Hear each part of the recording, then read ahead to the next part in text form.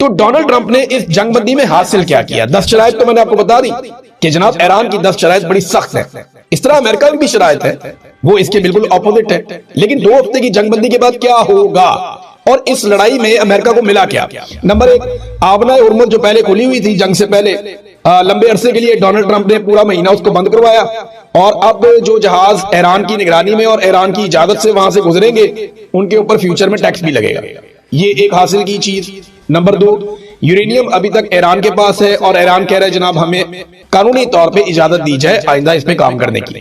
फिर ईरान में खामनाई रजीम जो है वो अब लंबे अरसे तक मजबूत हो गया है इस जंग के नतीजे में। जो पहले ऐसा लगता था ये कमजोर पड़ रहे हैं, वो मजबूत हो गए हैं इस जंग के नतीजे में। इसराइल और अमेरिका की मिथ टूट गई है, उनकी चौधराहट बढ़ गई है कि इनके खिलाफ भी लड़ाई लड़ी जा सकती है और इनको भी तगड़ा जवाब दिया जा सकता है। इसराइल, अमेरिका और अरब ममालिक का अरबों डॉलर्स का नुकसान भी इस जंग में हुआ है। फिर छठी चीज जो हुई, इसका फायदा रूस को, चीन को, ओमान को, पाकिस्तान को भी इसका फायदा हुआ। पाकिस्तान को यह फायदा हुआ कि पाकिस्तान को लड़ाई में नहीं उतरना पड़ा, अच्छा हो गया, बचत हो गई हमारी। फिर इसका ओमान को इसलिए फायदा होगा कि ईरान के साथ मिलकर वो पैसे इकट्ठे करेगा। और चीन और रशिया का फायदा वो आपके सामने है। आलमी मंडियों में तेल की कीमतों में इजाफा करवा दिया ये जंग करने के बाद। हर रोज अरबों डॉलर स्टॉक के अंदर डूबते रहे। डोनाल्ड ट्रंप और नेतन्याहू के लिए उनके मुल्कों में बहुत बड़ा सियासी डैमेज हुआ है इस जंग के नतीजे में, और पहली बार अमेरिका के इत्तेहादियों ने उसे तनहा छोड़ा। ये सारा कुछ डोनाल्ड ट्रंप ने इस जंग में हासिल किया। अब नाज़रीन, 10 तारीख को पाकिस्तान के वज़ीर आज़म ने फिर ट्वीट कर दिया और 10 तारीख को दावत दे दी है अमेरिका के और ईरान के नुमाइंदों को कि वो आए और आकर बैठ के पाकिस्तान के अंदर इस्लामाबाद में अपने मुज़ाकरात करें और कोई बीच का रास्ता निकालें, ताकि 2 हफ्ते के बाद भी ये जंगबंदी कायम रहे और दोबारा लड़ाई ना हो। देखें, उम्मीद यही की जा रही है और कोशिश भी ये होनी चाहिए सबकी, और मेरी दुआ भी है कि खित्ते के अंदर अमन आए। ईरान के साथ बड़े लंबे अरसे से ज्यादती हो रही है और जब ये जंग होती है तो इसका ज्यादा नुकसान मुसलमान ममालिक को होता है, क्योंकि यहाँ खित्ते में सारे मुसलमान ममालिक हैं। इसराइल का उतना नुकसान नहीं होता, उनका पैसा बहुत ज्यादा है, उनकी सपोर्ट बहुत ज्यादा है, फिर उनका जो दिफाई पूरा इंफ्रास्ट्रक्चर है वो बहुत तगड़ा है, तो ज्यादा नुकसान मुसलमान मुल्कों का भी हुआ है। और अब अगर जंगबंदी हो जाती है तो ये तवील होनी चाहिए, मुस्तकिल होनी चाहिए। इसके ऊपर ईरान ने भी जोर दिया है और पाकिस्तान जब इसके अंदर मेजबानी करेगा तो कम से कम जो मौजूदा रजीम है, जो जाली रजीम है, हुकूमत आकर बैठी हुई है, उसको कम से कम इतना फायदा जरूर होगा कि अपने मुखालिफिन को ज्यादा कुचलने में उनको आसानी मिल जाएगी। यानी दुनिया की जंगें खत्म करवा रहे हैं, पाकिस्तान के अंदर जो है वो अवाम को कुचल रहे हैं, अवाम के साथ ज्यादती कर रहे हैं। सबसे बड़ी पॉलिटिकल पार्टी जिसको अवाम ने मैंडेट दिया हुआ है, उन लोगों को सबको जेलों में डाला हुआ है, मुलाकातें तक बंद करवाई हुई है पाकिस्तान के सबसे बड़े लीडर की।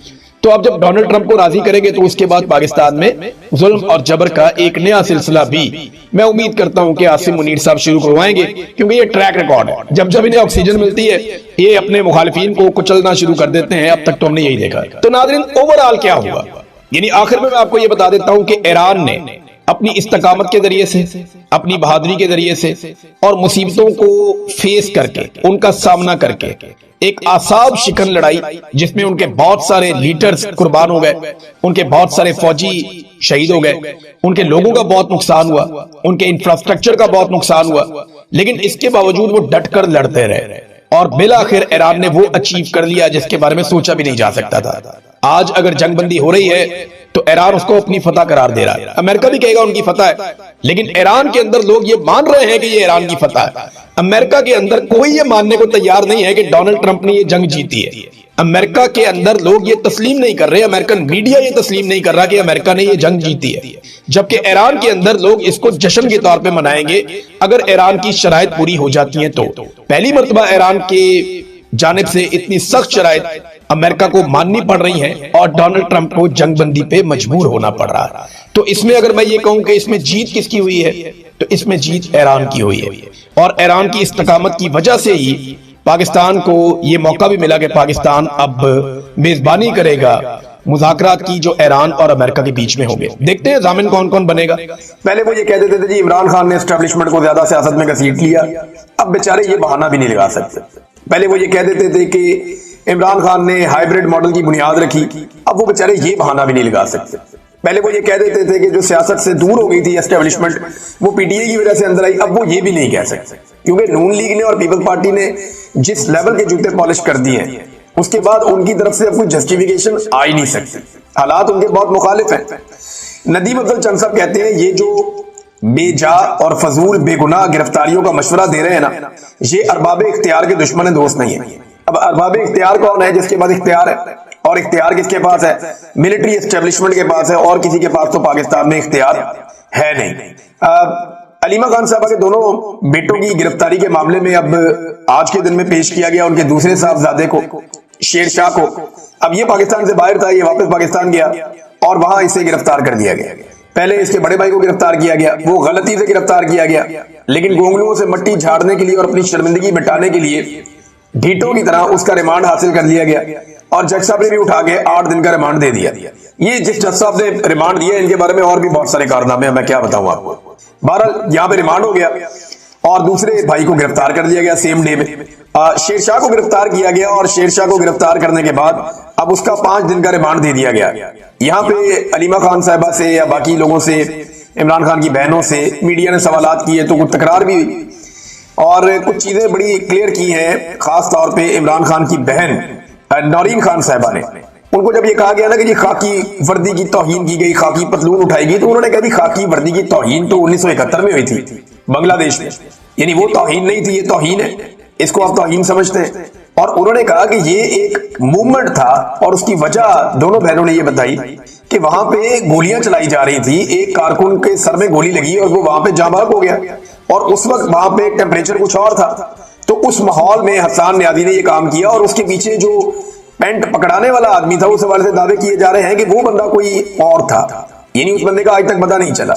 अब ये इल्जाम शेर अफजल मरवत साहब तो लगाते हैं इमरान खान के दूसरे भांजे पे, शेरशाह पे, और यही बात जो है बाकी लोग भी शेरशाह के बारे में करते हैं जो मुखालिफिन है। लेकिन वहां एक आदमी और भी खड़ा था, जिसके बारे में अभी तक सब जानना चाहते हैं कि ये आदमी कौन था, ना इसे पकड़ा गया ना इसके खिलाफ कोई कार्रवाई की गई। तो गाड़ियों की तोड़फोड़ करते हुए भी नकाबपोश नजर आ रहे हैं 9 मई को, जो तोड़फोड़ कर रहे हैं, मार कुटाई कर रहे हैं, उन्हें आज तक नहीं पकड़ा गया। तो खाकी पतलून की क्या हैसियत है? पतलून हमारे टैक्स के पैसों से खरीदी जाती है। खाकी पतलून की क्या हैसियत है? 1971 में लोगों ने देखी थी। हसन न्याजी ने कोर कमांडर के सामने पतलून तब लहराई जब लोगों पर गोलियां चलाई जा रही थी। ये नौरीन खानम साहब ने ये बात की। अब जो कुछ आलमी इदारे हैं वो भी इसके ऊपर आवाजें उठा रहे हैं। Human rights commission of Pakistan ने भी इसके ऊपर एक बयान जारी किया है। वैसे पाकिस्तान में ह्यूमन राइट्स जैसे नहीं है ना, वैसे ह्यूमन राइट्स की तंजीमें भी नहीं। अब मैं बड़े अफसोस के साथ ये बात करता हूं कि जो ओहदेदार बिठाए गए हैं ह्यूमन राइट्स की तंजीमों के पाकिस्तान में, या जिन पाकिस्तानियों को ये ओहदे दिए गए हैं, उन्होंने हक अदा नहीं किया। यानी मैं ये देख रहा हूं कि उनके स्टेक्स जो है ना, वो मौजूदा जो वकला की क़यादत है, जो हुकूमत के साथ शामिल है, उनके साथ भी मिलते हैं, और मौजूदा जो हुक्मरान है उनके साथ भी मिलते हैं। तो वो इनके जुल्म और सितम के ऊपर आंखें बंद किए हुए, और एस्टेब्लिशमेंट के खिलाफ अपनी पॉलिसी भी उन्होंने नरम कर दी है, सिर्फ पाकिस्तान तहरीक इंसाफ या इमरान खान साहब की मुखालफत में। क्योंकि इमरान खान साहब ने इन लोगों को बहुत पहले पहचान के ये कहा था खूनी लिबरल्स हैं। तो अब वो जो स्टेटमेंट भी देते हैं वो बादल ना खासा स्टेटमेंट देते हैं, और अमली तौर पर इन्होंने कोई इकदाम नहीं किए। चाहे अरशद शरीफ की शहादत हो, चाहे मुझे जबरी तौर पर लापता किया गया हो, चाहे और बहुत सारे सहाफियों की, शायरों की गिरफ्तारियां हो, चाहे एक्टिविस्ट की गिरफ्तारियां हो और उनकी जबरी गुमशुदगियां हो, तो इन्होंने उस तरह आवाज नहीं उठाई जैसे आवाज उठाई जानी चाहिए थी। बहरहाल इस मामले की उन्होंने मजम्मत की है कि इमरान खान साहब के 2 नेफ्यूज को 9 मई के अंदर जो है वो गिरफ्तार किया गया, ये बड़ी ज्यादती है। और इतने महीनों के बाद, 27 महीनों के बाद दोनों को गिरफ्तार किया गया। तो ये मैंने आपको पहले बताया था कि ये गिरफ्तारियां जो है वो सिर्फ और सिर्फ इसलिए हैं कि अलीमा खानम को दबाया जा सके, और वो इमरान खान साहब का मौके बाहर देने से रुक जाए। क्योंकि देखिए, बाहर आकर अगर कोई वाहिद इमरान खान का नाम लेने वाली खातून है, इमरान खान का नाम लेकर आसिम मुनीर के नाम का पैगाम देने वाली खातून है, तो वो अलीमा खानम साहबा। वो साफ बताती है कि इमरान खान ने आसिम मुनीर के बारे में ये कहा, ये कहा, ये कहा और ये कहा। तो फील्ड मार्शल को कोई चैलेंज नहीं करता सवाए अलीमा खानम के। वो बाहर आके साफ बात बताती है जो इमरान खान कहते हैं। इमरान खान की पार्टी के लोग अंदर जाते हैं, इमरान खान उन्हें कुछ भी कहते हैं, वो बाहर आकर अपना एक फिल्टर लगाते हैं कि उन्होंने सर्वाइव करना है, जिंदा रहना है। अलीमा खानम जो है वो कश्तियां चला के हर वो बात कर देती है। आज तक जितनी भी बात बाहर निकली हाफिज सैयद आसिम मुनीर के बारे में, वो ज्यादातर अलीमा खानम के जरिए से बाहर निकली, इसीलिए उनकी मुलाकातें बंद की गई हैं। मीडिया बोलने के काबिल नहीं है, आपको पता है। मीडिया तो डिस्कस ही नहीं कर पाता, ना एक्सटेंशन डिस्कस कर पाता है, ना कोई और चीज कर पाता है। आज भी इन्हें एक काम करने के लिए जेल में बैठे हुए एक कैदी की सपोर्ट चाहिए, या उसका एक जुमले का इनको सहारा चाहिए। कितना बड़ा कद है इमरान खान का कि उसके बोले हुए एक जुमले को निकालते हैं, उसकी पूरी तकरीर में से एक जुमले को, और उसका सहारा लेके इतना बड़ा कदम उठाते हैं। खुद इनकी औकात बोने की है इमरान खान के सामने, ये इनके हालात। और इमरान खान की पूरी तकरीर चलाने की आज भी जरूरत नहीं। और हैरत की बात देखें कि पाकिस्तानी टीवी के ऊपर नेतन्याहू दिखाया जा सकता है, इमरान खान नहीं दिखाया जा सकता। यह है पाकिस्तानी एस्टेब्लिशमेंट का असल चेहरा। 70-80% पाकिस्तानी जिससे प्यार करते हैं इस वक्त, हो सकता है कल इमरान खान की जगह किसी और से प्यार करें, कोई और लीडर आ सकता है, पाकिस्तानियों का कोई और वक्त आ सकता है, लेकिन आज पाकिस्तानी 70-80% जिस आदमी से प्यार करते हैं उस आदमी की शक्ल पाकिस्तानी टीवी पे नहीं दिखाई जा सकती।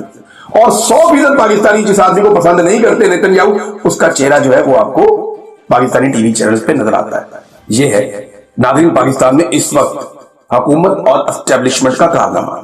अब नाज़रीन मेरे पास दो और खबरें हैं। एक तो जनाब मैंने आपको बहुत पहले बताया था कि गंडापुर वो नहीं है जो दिखाई देता है, इसने मेरे से बिला वजह मुखालफत भी शुरू कर दी और मेरे लिए इसने खैबर पख्तूनख्वा के अंदर बड़े प्रॉब्लम भी क्रिएट किए। लेकिन चलो वक्त तो गुजर जाता है और मैंने कभी भी किसी चीज का किसी से ऐसे बदला नहीं लिया, मैं अपना काम करता हूं। और मैंने आपको बहुत पहले खबरदार किया था कि ये आदमी धोखा देता है, इमरान खान इसको जिधर भेजता है उधर नहीं जाता।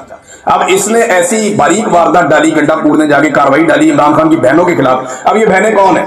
ना इन्होंने सियासत कभी की है, ना इन्होंने आइंदा कर दी है। इमरान खान पाकिस्तान का वजीर आजम बना, इन्होंने कोई ओहदा नहीं लिया, कोई पोजीशन नहीं ली, कोई फायदा नहीं उठाया इमरान खान की बहनों ने, वरना इनके ऊपर तो बहुत सारे केसेस बने हुए होते। कोई एक केस भी बनाया जा सका आज तक कि जनाब इमरान खान ने अपनी बहनों को, रिश्तेदारों को फलाना फायदा दे दिया, एक टके का केस ये नहीं बना सके। इसका मतलब है उनकी सियासत में दिलचस्पी नहीं है, उनकी दिलचस्पी अपने भाई में है कि हमारे भाई के साथ जुल्म नहीं होना चाहिए, हम अपने भाई के साथ खड़ी होंगी। वो बहनें जिन्होंने अपने बच्चे गिरफ्तार करवा दी, वो बहनें जिन्होंने जुल्म को बर्दाश्त किया, वो बहनें जिनकी रोजाना तजलील की गई, वो बहनें जिनको अंडे मारे गए, वो बहनें जिनको बार बार गिरफ्तार करके जाके 100 किलोमीटर दूर छोड़ के आ जाते हैं वीराने के अंदर, वो बहनें जिन्हें बेहतरीन जिंदगी गुजारने के बावजूद आज एक इंस्पेक्टर या सब इंस्पेक्टर लेवल का आदमी खड़ा होकर वहां पे उनकी तजलील करता है, वो बहनें जिन्हें बार बार घसीटा गया और गाड़ियों में डाला गया। इमरान खान की उन बहनों के खिलाफ गंडापुर ने क्या साजिश की है ये इमरान खान ने खुद बताया और अपनी बहन को बताया, अलीमा खानम को।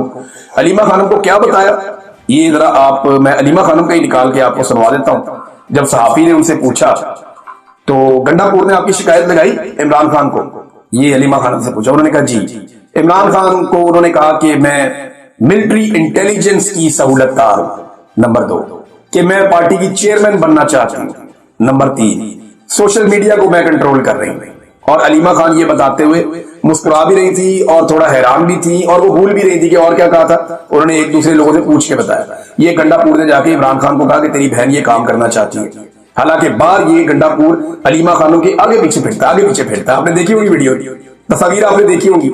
ये जानबूझ के कैमरामैन लेकर जाता है, जब मैं अलीमा खान से बात कर रहा हूं ना मेरी फोटो चिक लेना, वो आगे पीछे फिरता, उनके बाहर लोगों को साबित करता कि मैं तो इस खानदान का वफादार हूं, या मैं चले अलीमा खानों का साथ दे रहा हूं, इमरान खान के लिए खड़ी है। प्रॉब्लम क्या है वो भी अलीमा खानम ने बताई। और अंदर जाके इमरान खान को उसने ये कहानी सुना दी, जनाब आपकी बहन जो है वो पार्टी पे कब्जा करना चाहती है, वो मिलिट्री इंटेलिजेंस की सहूलतकार है MI की, और तीसरा सोशल मीडिया को अलीमा खानम कंट्रोल कर रही है। अंदाजा करें आप, ये गंडापुर ने जाके जेल में इमरान खान से कहा। तो अलीमा खानम ने बताया कि इमरान खान ने मुझे ये बात हंसते हंसते बताई और अली अमीन को इमरान खान ने कहा कि मैं अलीमा खान से बात कर लूंगा। इस पे साहबी ने पूछा ना कि फिर इमरान खान साहब ने क्या जवाब दिया, तो अलीमा खान ने कहा कि वो हंसकर बता रहे थे ये बात। तो साहबी ने पूछा कि अली अमीन ने ये बात क्यों की, आपको क्यों लगता है? तो इस पे उन्होंने कहा कि मैं जो एक आसिम मुनीर का पैगाम आता है ना मेरे पास, ये मैं पहुंचा देती हूँ बाहर, जो इमरान खान मुझे आसिम मुनीर के बारे में कहते हैं मैं बाहर आके बता देता हूं। आपको क्या लगता है कि इमरान खान ने अली अमीन गंडापुर के साथ आसिम मुनीर के बारे में कोई बात नहीं की होगी? 100 बातें की होगी, लेकिन गंडापुर बाहर आके कभी नहीं बताएगा। यही फर्क है अलीमा खानम में और गंडापुर में।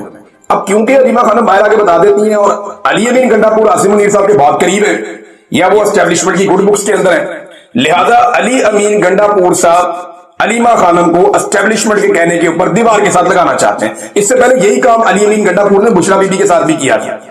याद रखिएगा, जो भी आदमी इमरान खान के लिए खड़ा होगा, ये निजी महफिलों में मुराद सईद के बारे में भी यही कहता है, ये निजी महफिलों में इमरान खान के बारे में भी यही कुछ कहता है। आज मैं आपको बता रहा हूं कि अली अमीन, क्योंकि अब ये चीजें सामने आना शुरू हो गई है ना, आपका हाजमा भी जरा कमजोर है।